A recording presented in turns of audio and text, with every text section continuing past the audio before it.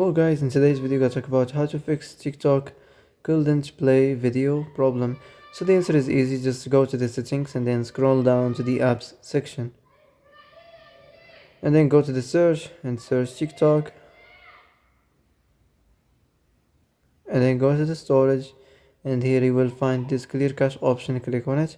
Now you can go check it if it worked. If it didn't, you can try to restart your phone or turn the Wi-Fi off and on or the Bluetooth off and on.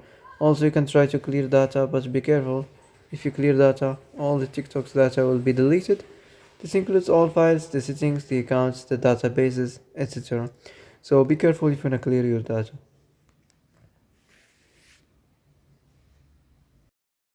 So that's it for today's video. I hope this is the answer you've been looking for. And if you like this video, don't forget to like and subscribe. And see you in the next video.